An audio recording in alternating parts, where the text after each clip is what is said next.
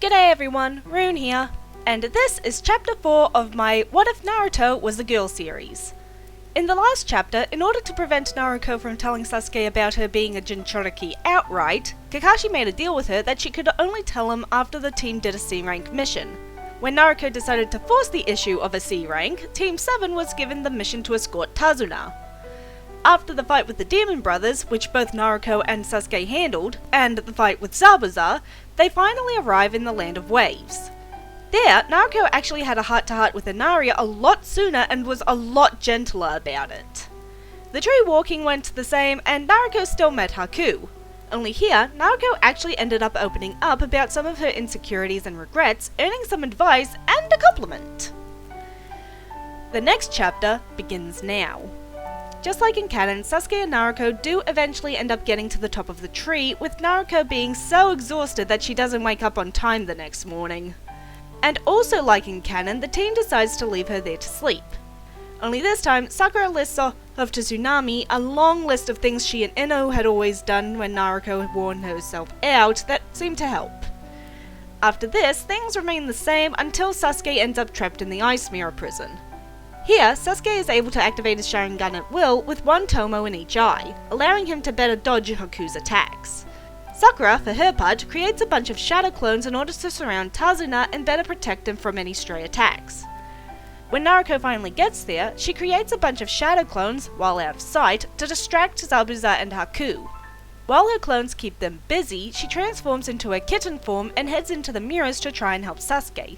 Thinking she can sneak in, get Sasuke, and get out while Haku is distracted, she's in for a nasty surprise. Just as she's about to lead Sasuke out, Haku finishes off the last clone and attacks, forcing the two teens back inside and forcing Naruto out of her transformation. With that plan now down the toilet, Naruto begins to pull out a bunch of kunai with explosion tags on them and throw them at the ice mirrors on one side, while Sasuke throws fireballs at the other. When this fails, Naruto gets an idea and tells Sasuke to fire another fireball. When he does, Naruto fires off an air bullet at the fireball, causing it to grow larger and explode. While it does partly melt some of the mirrors, it's still not enough. Haku, thinking that Naruto is the biggest threat due to that trick being her idea, decides that he needs to take her out fast. Haku launches at Sasuke from his blind spot, making sure to be in Naruto's field of view. Naruto, thinking that Sasuke is about to be blindsided, not realizing that Sasuke would be able to dodge, shoves him out of the way, taking the hit that was seemingly meant for him. Sasuke stares in shock at Naruto, who now more resembles a pincushion. As she falls forward into his arms, he sits there unable to move. He couldn't understand why she'd done that. She'd made it very clear from the time they were kids that she hated his guts. Sure, they were on the same team now, but that still didn't explain why she'd done this. Naruto, feeling her strength fading, looks up at Sasuke. Remembering the words of the boy from the forest, Naruto decides it's now or never. Sasuke? I'm sorry.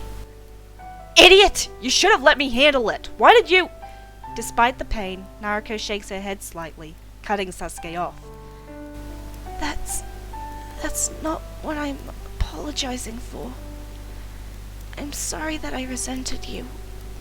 It wasn't fair. What happened with Sakura and Ino wasn't your fault. I'm sorry I blamed you for it. And I'm sorry that I never reached out to you back then.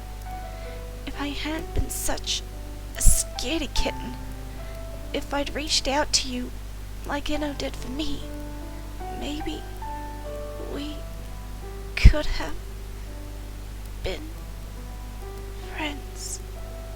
Sasuke watches in silent horror as Naruto's eyes slowly close. As much as he'd always been annoyed by her, Naruto had been beneficial to his training, especially when she taught him the Shadow Clone. Against his will, memories of the massacre on his clan flashed through Sasuke's mind. It was just like back then. He was still too weak. He couldn't even protect his teammate, who, even now, was weaker than him. His eyes sting for a bit, but when it stops, he notices that he can see Haku a bit more clearly. As Haku rushes him, Sasuke's body fizzles a little with electricity before fading, and when Haku tries to land an attack, Sasuke bursts into electricity, revealing this to be a shadow clone, and stunning Haku. Sasuke then appears behind him, his eyes filled with rage, and tries to slice Haku with a kunai, only for Haku to turn into water, revealing himself to be a water clone. Before Sasuke can try for another attack, a terrifying chakra fills the area, and the two turn to Naruto as the senbone fly out of her body. The blonde slowly gets to her feet, her fingernails elongated like claws, the whisker marks on her face more pronounced, her canines longer and sharper, and her eyes blood red. She doesn't fully stand, her body remaining slightly crouched. She almost looks like a wild animal. For Naruto's part, her mind is in a haze, and there's a voice that isn't hers echoing in her head. Kill him. Despite not knowing whose voice that was, she's not about to argue. This masked creep had tried to kill her, her client, her sister, and her teammates. She'd kill him!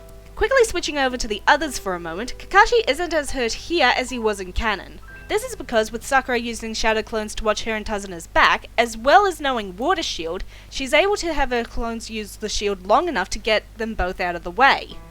Meaning, Kakashi doesn't need to use himself as a shield, since Sakura's defenses are much better here.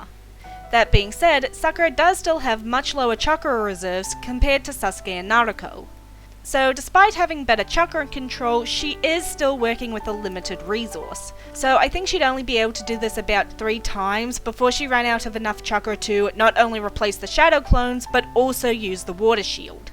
Luckily for her, she doesn't need to, since the sudden presence of a frightening chakra is enough to get everyone's attention.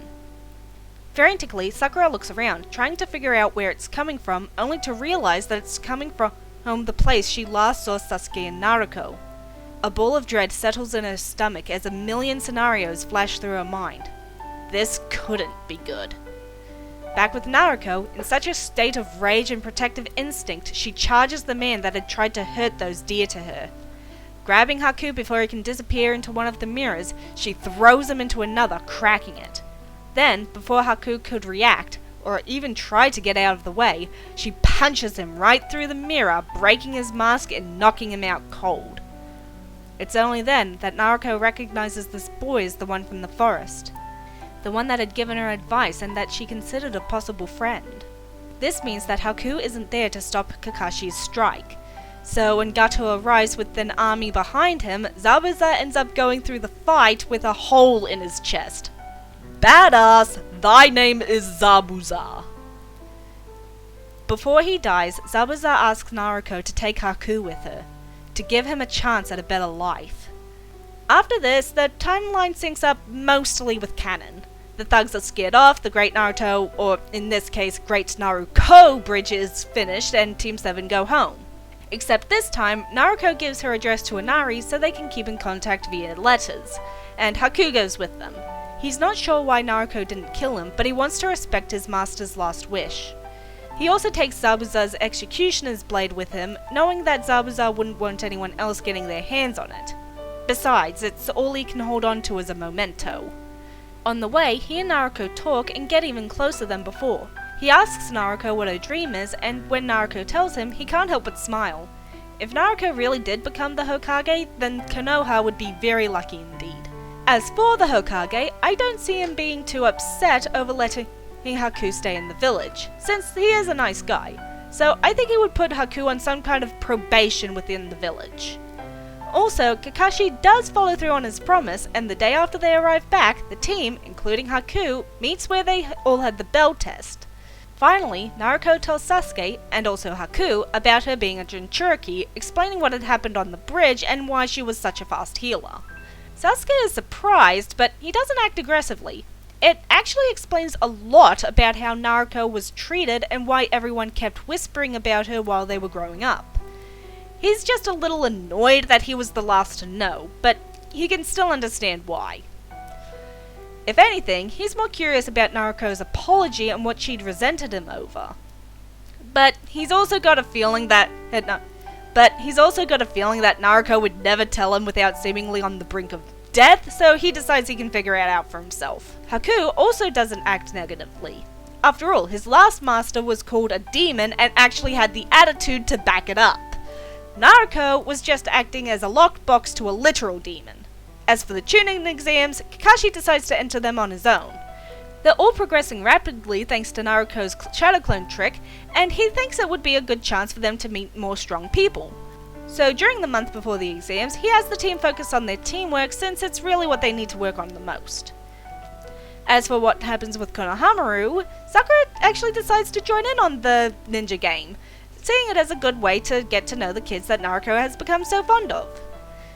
When they run into Konkoro and Tamari, instead of Naruto getting beat up, she quickly rushes in and snatches Konohamaru away, before then scolding them for being a bunch of bullies. Then Gaara arrives and everything goes about the same, minus Sakura feeling hesitant over the exams. Remember, this is a much more motivated Sakura who is already proving herself as a kunoichi. Things only change again when Lee decides to challenge Sasuke to a fight. Instead of Naruto rushing in to fight him, she instead asks, out loud, why Sasuke always seems to attract all the weirdos and crazies. To which Sasuke counters with a, "You're one to talk," which she can't really argue. After this, the fight with Sasuke and Lee goes about the same, since Lee is in a bit of a class of his own, though Sasuke does do a bit better. Upon hearing that the move Lee was about to use could have killed Sasuke, Naruto walks right up to Lee and says in a scary calm voice that if he puts her teammates' lives at risk again, she will end him.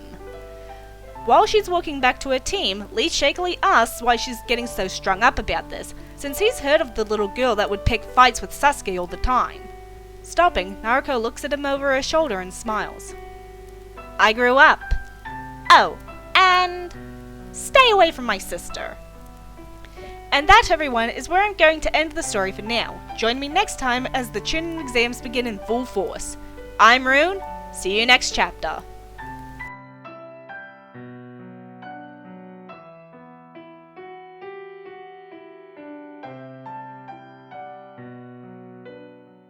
Kill him.